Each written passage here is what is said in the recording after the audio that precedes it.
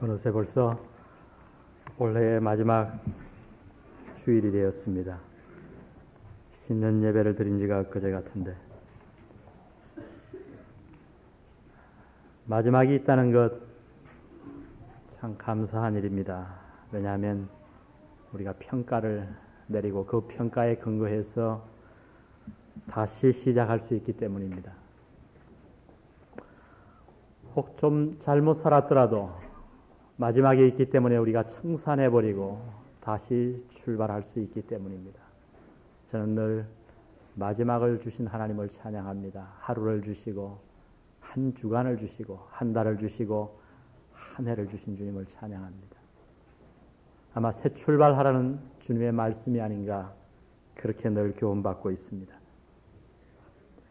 여러분 한 해 동안 무엇을 위해 어떻게 살아오셨습니까? 이제 한 해가 며칠 남지 않았는데 스스로 좀 채점을 해봤으면 좋겠습니다. 평가를 내려보십시오. 그러나 우리가 올바로 채점을 하기 위해서 우리에게 체크리스트가 필요합니다. 답안지가 필요해요. 우리가 정답을 갖고 있지 못할 때에 우리 스스로를 올바로 평가할 길이 없는 겁니다. 도대체 우리 부름받은 그리스도인들이 무엇을 위해서 어떻게 살아야 하는가? 거기에 대한 정답을 아마 답안지를 오늘 사도 바울은 주기를 원했던 것 같습니다. 오늘 본문에 몇 가지 그것에 대한 대답을 살펴보기를 원합니다. 사도 바울은 하나님의 영감을 받아서 성령의 영감을 받아서 우리 그리스도인들이 적어도 구원받고 확실하게 그 구원을 마음에 느끼고 있다면 적어도 이 세 가지를 위해서 살아가야 한다고 가르쳐 주십니다. 첫 번째는 그리스도인은 부끄럽지 않은 삶을 살아야 한다고 얘기합니다. 20절에 보십시오. 나의 간절한 기대와 소망을 따라 아무 일에든지 부끄럽지 아니하고 오직 전과 같이 이제도 온전히 담대하여 살든지 죽든지 내 몸에서 그리스도가 존귀되게 하려 하나니 부끄럽지 아니하고. 오늘 여기 20절에 보니까 나의 간절한 기대와 소망이라고 표현합니다. 굉장히 중요한 단어이기 때문에 도대체 내가 가장 이 삶을 통해서 이루기를 원하는 것이 무엇인가를 보여주기 위해서 이 단어를 사용했다고 생각합니다. 이 간절한 기대라고 번역된 이 단어는 원래 한 단어입니다. 이 단어는 어떨 때 사용하냐 하면 다른 곳에 정신을 팔지하고 어떤 한 곳에 정신을 집중하기 위해서 머리를 삐죽이 내밀고 그곳에만 정신을 집중하는 상태, 그 상태를 사용할 때 이 단어를 사용했어요. 다른 것은 신경 쓰고 싶지 않다는 거예요. 내 인생에서 내가 사는 동안 이 한 가지를 위해서 내가 머리를 빼내고 정신을 집중할 정도로 신경을 쓰고 싶은 일이 있다. 그리고 아울러 그것은 나의 소망이다. 그것이 무엇인지 아느냐? 내가 하나님과 사람 앞에서 아무 일에든지 부끄럽지 않게 사는 것이라고 사도 바울은 얘기합니다. 여러분, 이것이 만일 우리의 성공의 개념이 된다면 얼마나 좋겠습니까? 우리 모든 사회가 이러한 소원과 이러한 간절한 기대와 소망만 갖고 산다면 오늘 우리 사회가 얼마나 변하겠습니까? 그러나 오늘 저와 여러분이 사는 이 사회의 성공의 개념은 안타깝게도 그렇지 못합니다. 누가 성공한 자인가?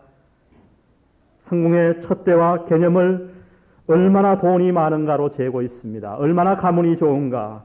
얼마나 학벌이 높은가? 얼마나 높은 위치에 있는가? 얼마나 잘생겼는가? 이것이 저와 여러분의 성공의 개념입니다. 그래서 사회에서 정직한 사람 한번 생각을 해보세요. 굉장히 정직한데 가난해요. 굉장히 마음이 어린아이같이 순박한데 지위가 낮아요. 그런 사람을 향해서 누가 성공했다고 이 사회에서 얘기해 주겠습니까? 오늘 교회에서조차 그러한 사람들이 환영받지 못하는 시대에 저와 여러분은 살고 있는 거예요. 무엇을 위해 살 것입니까? 어떻게 살아갈 것입니까?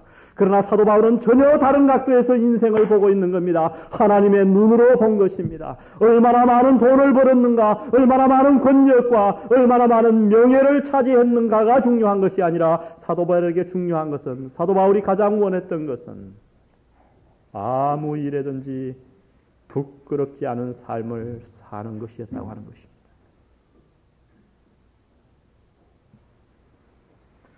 많은 그리스도인들이 생각하기를 그리스도인이 세상에서 잘 되어야 한다고 생각합니다. 그래야 세상에서 하나님의 이름이 높임을 받는다고 생각하는 것 같아요. 오늘 이 사도 바울 20절을 가만히 보면 이 부끄럽지 않은 삶, 왜 부끄럽지 않은 삶을 살려고 했냐면 오직 전과 같이 이제도 온전히 담대하여 살든지 죽든지 내 몸에서 그리스도가 존귀히 되게 하려 하나니. 즉 부끄럽지 않은 삶 이퀄 그리스도가 존귀히 되는 삶이라는 거예요. 여러분 이것은 굉장히 중요한 철학을 내포하고 있어요. 도대체 우리가 어떻게 행동할 때에 그리스도께서 우리를 통하여서 존귀하게 되겠는가? 사도 바울은 스스럼 없이 얘기합니다. 성공을 통해서가 아니라 깨끗한 삶을 통해서 그리스도가 존귀함을 받는다는 거예요. 우리가 부끄럽지 않은 삶을 살 때에 내 삶을 통해서 그리스도가 높임을 받는다고 스스럼없이 얘기합니다. 그러나 오늘 많은 교회 안에 있는 그리스도인들을 어떻게 합니까? 아니죠. 내가 성공해야죠. 그래야 그리스도가 높임을 받는다고 생각하죠. 그래서 그리스도인 가운데 대통령도 나와야 된다고 생각해요. 장로가 나왔습니다. 그리스도가 높임을 받았습니까? 이 세상에서 그리스도인들이 높은 자리는 다 차지하고 돈이란 돈은 다 벌어야 그리스도가 존귀함을 받는다고 생각합니다. 예, 그러한 시대가 있었어요. 지금부터 약 1000년 전 그러한 세상이 있었습니다. 그때 세상은 얼마나 교회가 세상을 철저히 지배했는지요. 여러분 왕이 되기 위해서는 반드시 목사 앞에 와서 임명장을 받아야 돼요. 교황 앞에 와서. 여러분 우리가 잘 아는 대로 한 영국 왕이 유명한 왕이 찰스 왕이 그 이노센트 3세 그 교황에게 와가지고 사함을 받기 위해서 죄를 사함 자기의 그 잘못을 빌기 위해서 눈길에 사흘을 눈 위에 무릎을 꿇고 앉아 있었습니다. 그러나 여러분 그 시대가 어땠습니까? 교회가 모든 세상 권력을 다 지배했을 때 신기하게도 그 시대는 타락하고 말았습니다. 그래서 우리가 뭐라고 부릅니까? 교회사에서 중세 암흑 시대라고 부르는 겁니다. 정기가 없었던 시대가 아니에요. 양심이 없어진 시대, 교회가 타락해버린 시대. 왜요? 교회가 성공했어요. 그러나 타락했어요.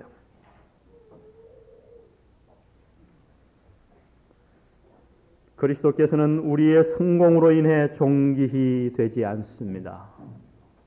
다만 그리스도는 저와 여러분의 깨끗한 삶을 통해 높임을 받으십니다.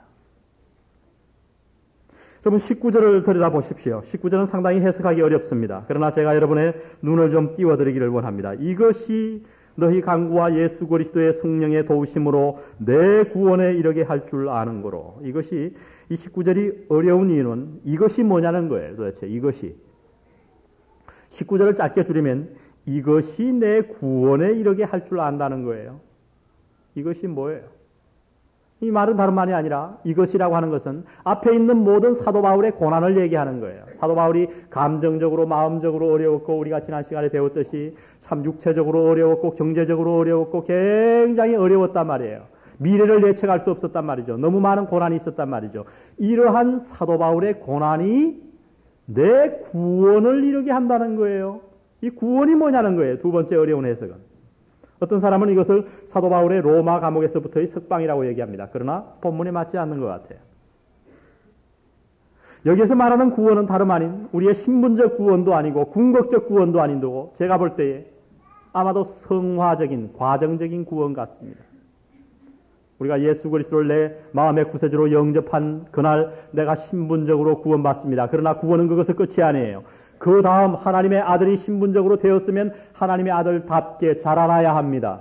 사도 바울이 지금 이 구원, 자라나는 구원을 얘기하는 것 같아요. 이 고난이 내 구원을 성숙시켰다는 거예요. 과정적 구원을 이루게 했다는 거예요. 어떻게 해요? 그냥 된 게 아니라 너희들의 기도와 성령의 도우심으로 말미암아. 사도 바울이 지금 무슨 얘기를 하는지 아시겠습니까? 무슨 말씀인가 하면 고난 중에서 기도와 성령의 도우심으로 말미암아 우리가 점점 더 부끄럽지 않은 삶을 살 때에 고난 중에서라도 우리가 부끄럽지 않은 삶을 포기하지 아니하고 하나님 앞에서 깨끗한 삶을 유지할 때에 그리스도의 이름이 우리의 그러한 삶을 통해 높임을 받게 된다는 거예요. 많은 사람들이 자꾸만 오해해요. 내가 성공해야 하나님의 이름이 높임을 받을 것으로 착각하고 있어요. 그렇지 않아요, 여러분.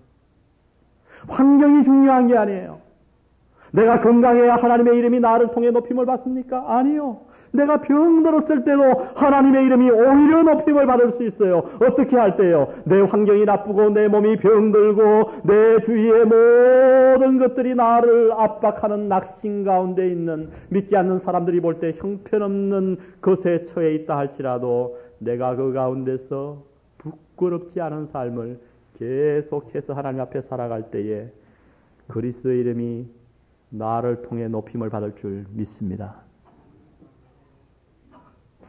여러분, IMF 시대가 뭐예요? IMF 시대가. 왜 그렇게들 기가 주고 있어요? 저는 참 너무 한심해 죽겠어요. 그까지 돈 몇 푼 없다고요. 예, 세상 사람들은 그렇다 칩시다. 그러나 왜 교회마저 힘이 빠져야 합니까? 어떤 교회는 IMF 시대가 왔으니까 교회 재정을 10% 감축했다고 합니다. 저는 이해가 가지 않아요. 왜 우리 그리스도인들이 그렇게 살아야 합니까? 환경이 중요한 게 아니에요.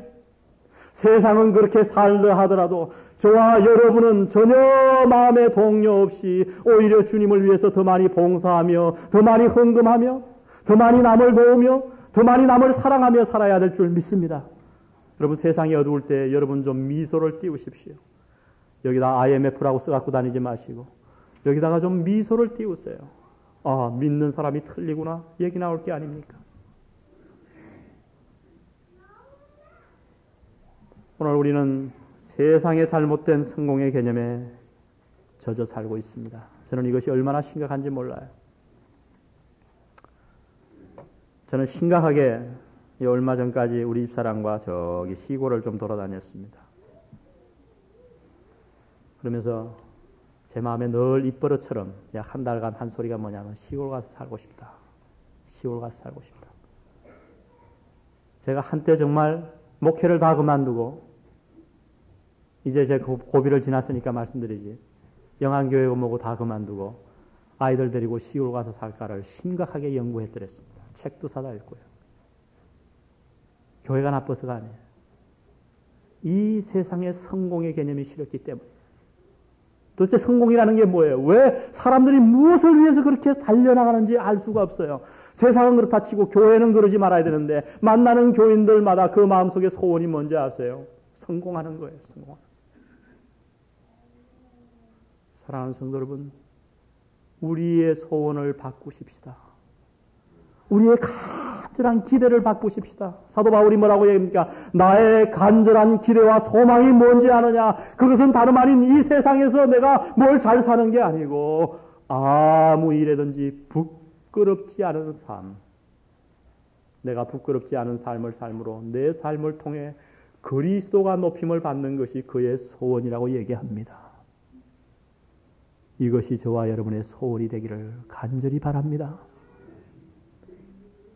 제 소원이 있다면 이런 소원을 가진 교인들과 목회해 보는 거예요. 여러분, 그까지 사업 좀 부도났다고 왜 그렇게 낙심하십니까?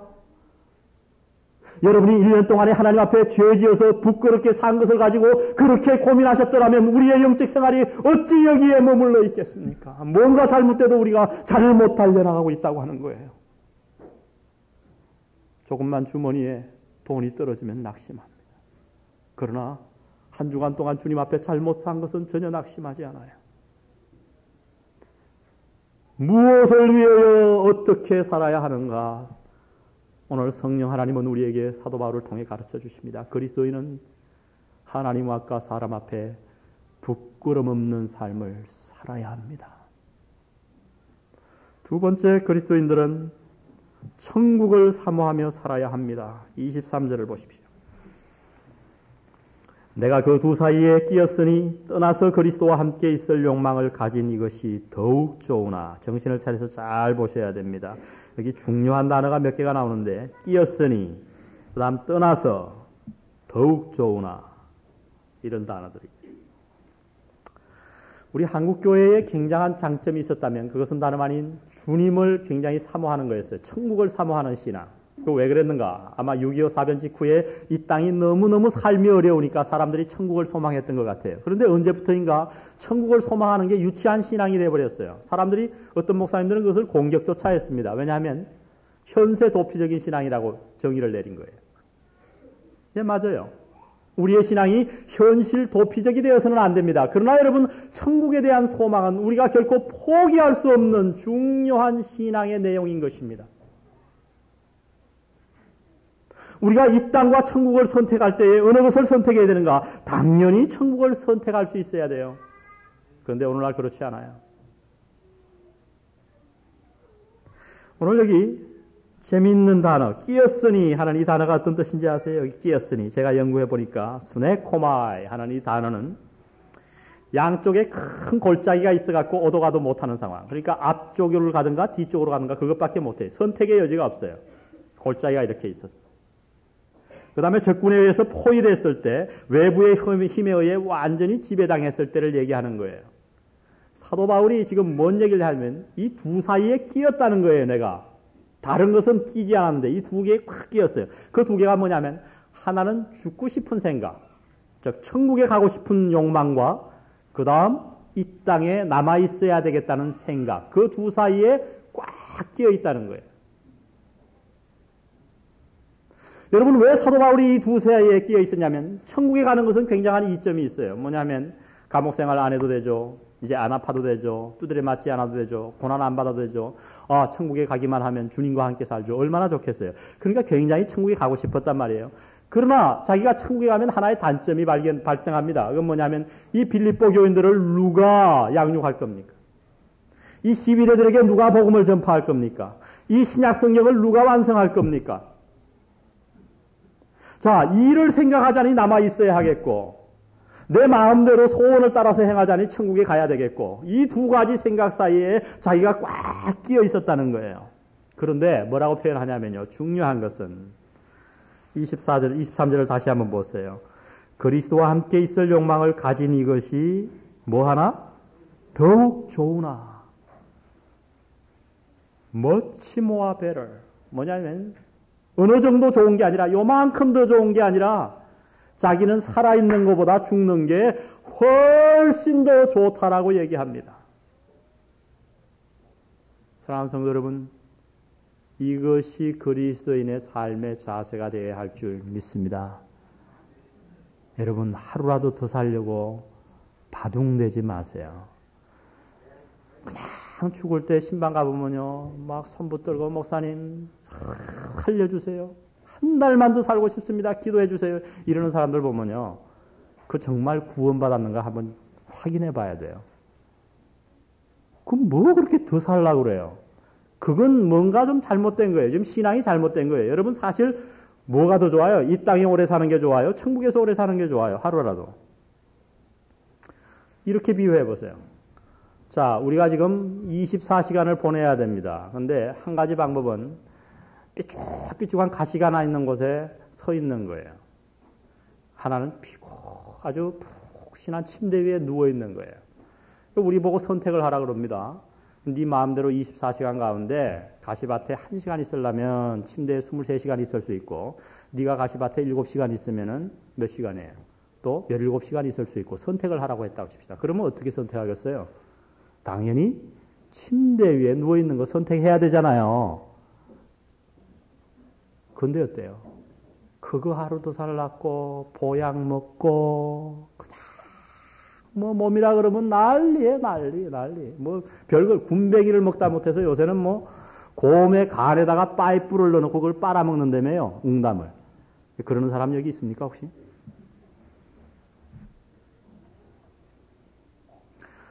여러분, 사람이 한 10살 돼서 죽었습니다. 그럼 우리는 다 뭐라 그럽니까? 안 됐어.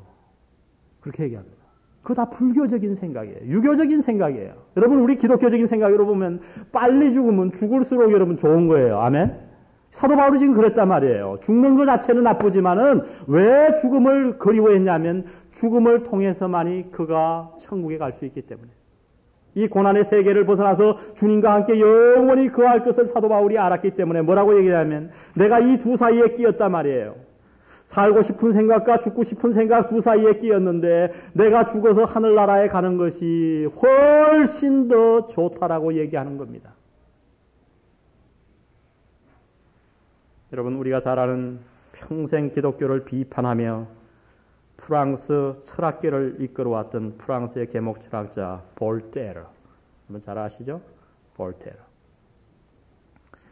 그가 마지막 죽을 때 얘기를 제가 그대로 한번 번역을 해드리겠습니다. 그가 마지막 죽기 직전에 자기 부인에게 이런 말을 했습니다. 나는 하나님과 사람에게 버림받았어. 내가 6개월만 더 살 수 있다면 내 모든 재산을 남에게 나눠줄 텐데 여보, 내가 지금 얼마나 두려운지 아오?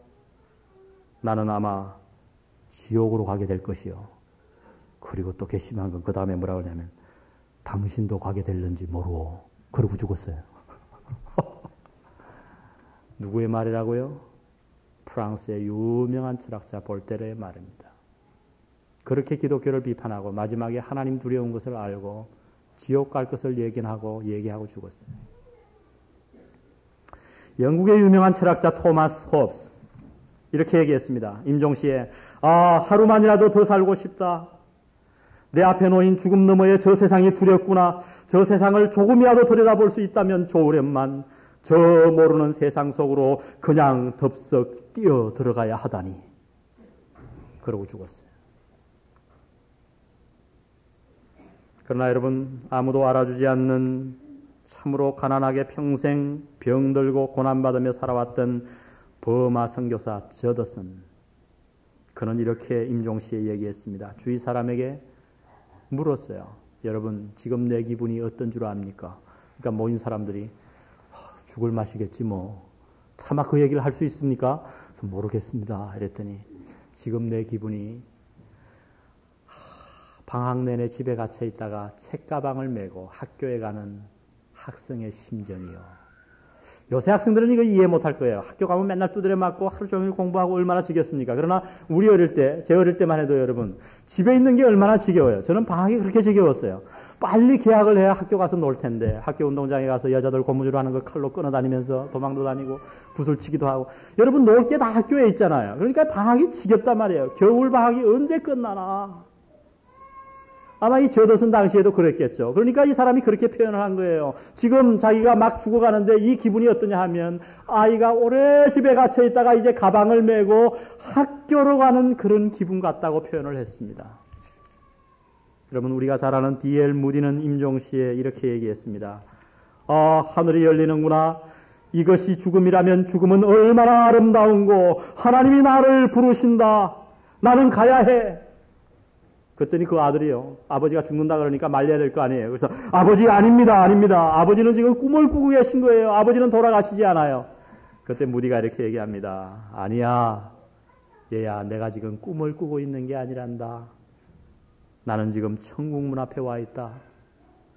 저기 천국문이 열려 있는데 지금 저 안에 수많은 성도들이 나를 오라고 행복한 얼굴로 손짓하고 있는 것을 나는 보고 있다. 그리고 마지막에 뭐라고 외쳤는지 아세요? 오늘은 나의 승리. Today is my victory. 오늘은 나의 승리. 오늘은 나의 대관식 날이다. 영광스럽도다. 그러고 돌아가셨어요. 저는 저희 어머님이 돌아가시는 날도 기억합니다. 제가 그때 실습전도사였습니다. 서울에서. 지휘를 하고 있었어요. 성가대. 병원에서 연락이 왔습니다. 성모병원에서 어머님이 위독하시다는 거예요. 택시를 타고 달려갔습니다. 이미 어머님은 마지막을 준비하고 계셨어요. 세 마디를 남기셨습니다. 복음의 종이 되고 능력의 종이 되고 많은 영혼을 구원하는 종이 되라. 저는 그 말씀을 듣지 못했어요. 형님들만 들었습니다. 제가 갔을 때 어머니 접니다. 제 손을 꼭 잡으셨어요. 어머니 슬프세요? 제가 물었습니다. 아니라고. 제가 어머니 기쁘세요? 기쁘다. 산소 마스크를 벗겨달라고 저에게 말씀하셨습니다. 형제들이 보는 가운데 우리가 벗겼습니다. 어머니가 마지막 숨을 몰아서 참 기쁜 얼굴로 할렐루야, 할렐루야. 그러고 돌아가셨어요. 가슴은 다 쬐놨습니다. 얼마나 고통스러웠겠습니까? 그러나 저희 어머님은 천국을 보신 거예요. 여기서 사도 바울은 자기의 죽음을 뭐라고 표현하냐면 여기 떠나서라는 단어가 중요합니다. 떠난다. 이미 제가 디모데후서를 강의할 때 설명을 자세히 드렸습니다. 여기 떠난다 하는 단어는 그 당시에 세 가지로 쓰여졌습니다. 이 아날룰레인 하는 이 단어는. 첫 번째는 이 텐트를 걷는다 할 때 이 단어를 썼어요. 우리가 여러분 여행을 가서 텐트를 치고 살다가 집에 돌아올 때 먼저 뭘 해야 됩니까? 그 텐트를 말아서 걸어야 합니다. 걷어야 합니다. 두 번째는 배를 정박해 놨다가 배가 떠나려 그러면은 밧줄을 풀러야 돼요. 묶어놨던 밧줄을. 그 밧줄을 풀 때에 이 단어를 썼어요. 떠난다. 마지막 세 번째는 하루 종일 소가 일을 하고 멍에를 쥐고 있는데 그 소로부터 멍에를 벗겨낼 때에 벗는다, 떠난다 이런 단어를 쓴 겁니다.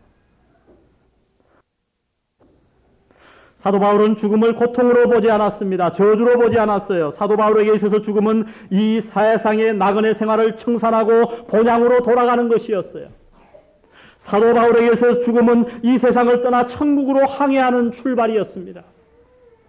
사도에게 있어서 죽음은 이 세상의 고난의 짐을 다 벗어 던지는 것이었습니다. 사랑하는 성도 여러분, 이것이 우리 그리스도인의 삶의 태도가 되어야 할 줄 믿습니다.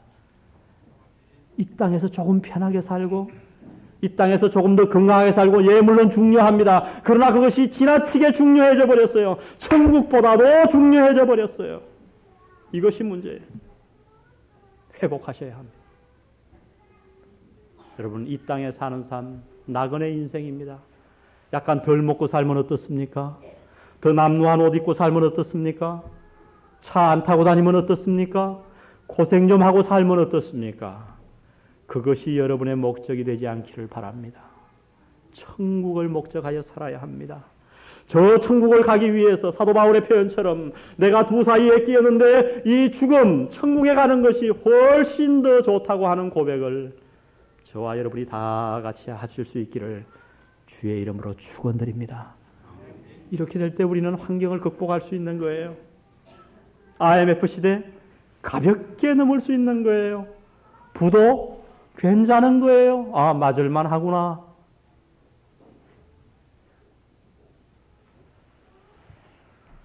어떻게, 무엇을 위하여 우리가 어떻게 살아야 하는가? 그리스도인은 부끄럽지 않은 삶을 살아야 합니다. 천국을 소망하며 살아야 합니다. 마지막 하나님이 우리에게 주시는 것은 그리스도인은 원함이 아닌 필요에 의해 살아야 합니다. 다 같이 한번 따라해 보겠습니다. 원함이 아닌 필요에 의해 살아야 한다. 24절입니다. 그러나 내가 육신에 거하는 것이 너희를 위하여 더 유익하리라. 더 유익하리라. 밑줄을 쳐놓으세요. 더욱 좋으나 더 유익하리라. 비교가 되는 겁니다. 이 더 유익하리라 이렇게 번역이 되어 있습니다만 23절에 더욱 좋다고 하는 말은 much more better, 훨씬 더 좋다. 그러나 여기서 더 유익하리라 하는 단어는 much more necessary, 훨씬 더 필요하다. 직역하면 그렇습니다. 여러분 좋다고 하는 것은 감정적이죠. 다보니. 그러나 필요하다고 하는 것은 의지적이에요. 예를 들면 사탕이 입에는 좋아요. 그러나 몸에는 필요하지 않아요. 신기하게도 우리 입에 맛있는 거는, 좋은 거는 몸에 필요하지 않은 게 많아요. 예를 들면 지방질. 여러분 고기를 먹을 때도 어떤 고기가 제일 맛있어요? 소 뒷다리가 맛있어요? 갈비가 맛있어요? 갈비가 맛있죠. 갈비가 맛있는 이유를 아세요? 그 갈비 고기를 자세히 들여다보면 그 갈비 사이사이에 기름이 들어가 있어요. 그런데 그 기름은 우리 몸에 필요치 않은 거예요. 세상에서 제일 우리 몸에 나쁜 게 소기름이에요. 차라리 돼지기름이 더 나아요. 소기름은 우리 몸에 들어가면요 소화가 안 돼요. 그냥 콜레스테롤로 딱 굳어버리는 거예요. 그런데 기름 없는 소고기를 한번 잡숴보세요. 꼭 고무 씹는 것 같이. 그 무슨 맛으로 먹어요? 입에는 좋지만은 우리 몸에 필요하지 않다 이 말이에요. 오늘 본문에서 그것을 말씀하고 있는 거예요. 사람은 내가 좋아하는 것보다 필요한 것을 선택할 줄 알아야 된다는 거예요. 우리 그리스도인들은. 사람이 얼마나 성숙한 사람인가는 바로 이것을 보면 알 수 있습니다. 여러분 어린아이를 한번 보세요. 자기가 필요한 것을 선택할 줄 알아요? 전혀 그렇지 못해요. 아이들이 선택의 기준은 단 하나예요. 뭔지 아세요? 좋아하는 거예요. 내가 저거 좋다, 입에 좋다 그러면 이빨이 다 썩더라도 하루 종일 사탕을 줘보세요. 설사를 해도 사탕을 먹어요. 그러나 성숙한 사람은 내가 좋아하는 것이 아닌 필요를 선택할 수 있는 것입니다. 오늘 성령 하나님께서 사도 바울을 통해서 저와 여러분에게 권면하시는 말씀은 뭐냐면 그리스도인이라는 어떤 자들인가? 좋은 것에 따라 움직이는 자들이 아니요 필요에 따라 움직일 줄 아는 사람이라고 얘기하는 겁니다.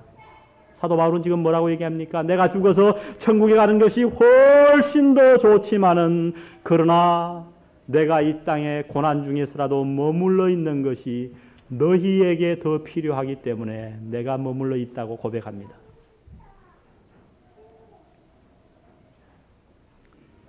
우리는 누구나 다 내게 주어진 돈, 재능, 시간을 내가 좋아하는 일에 쓰기를 좋아합니다. 누군들 그렇지 않겠어요? 시간도 그렇잖아요.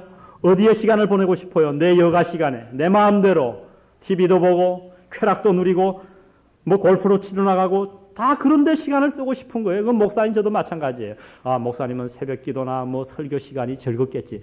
여러분 저는 하나도 안 즐거워요. 솔직히요. 저보고 주일 예배 드릴래? 놀러 갈래? 어느 게 더 좋으냐고 물으면 저는 놀러 가는 게 훨씬 더 좋아요. 여러분은 어떠실지 모르지만 예배 드리는 것보다 저는 노는 게 더 좋아요.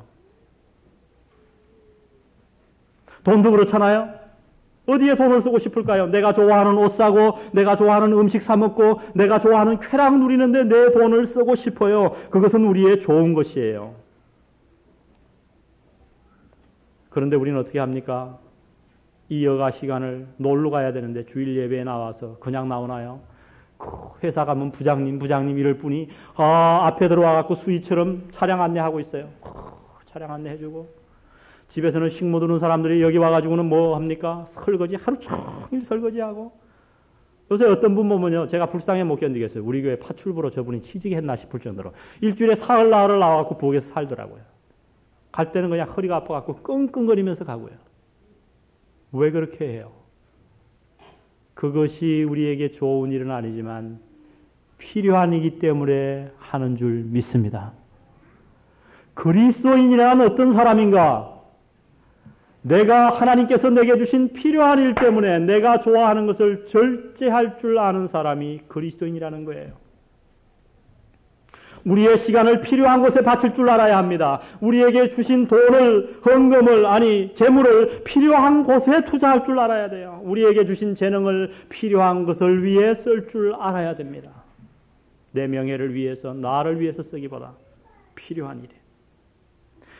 여러분 25절과 26절을 보십시오. 사도 바울은 적어도 세 가지 빌립보 교인들의 유익을 위해서 살았습니다. 25절에 보니까 너희 믿음의 진보, 첫 번째는 빌립보 교인들의 믿음의 진보를 위해서 살았고 두 번째는 믿음의 기쁨을 위해 살았고 26절에 보니까 빌립보 사람들이 예수 그리스도 안에서 자랑할 것이 많게 하기 위해 살았어요. 남을 위해 사는 인생이었습니다.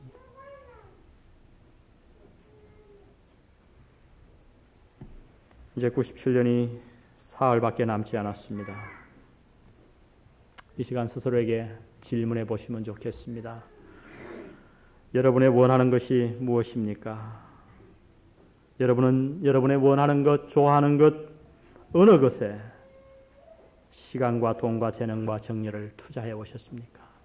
혹시 여러분의 좋아하는 곳에만 투자하지는 않았습니까? 천국보다는 이 땅을 더 사모하며 살지는 않았습니까? 하나님 앞과 사람 앞에서 감추고 싶은 부끄러운 일들이 있지는 않습니까? 지난 한 해 여러분은 아내로서 부끄럽지 않았습니까? 남편으로서 부끄럽지 않았습니까? 혹시 집사로서, 성도로서 하나님 앞에 부끄러운 흔적이 있지는 않습니까? 무엇을 위해 어떻게 살아야 할 것인가? 부끄럼 없는 삶을 살아야 합니다. 천국이 우리의 간절한 소망이 되어야 합니다. 마지막 좋아하는 일보다 필요한 일에 우리의 시간과 돈과 정열을 바칠 수 있어야 하겠습니다. 모두 오늘 들려주신 이 말씀이 저와 여러분의 삶에 이루어지기를 주의 이름으로 축원드립니다. 기도드리시겠습니다.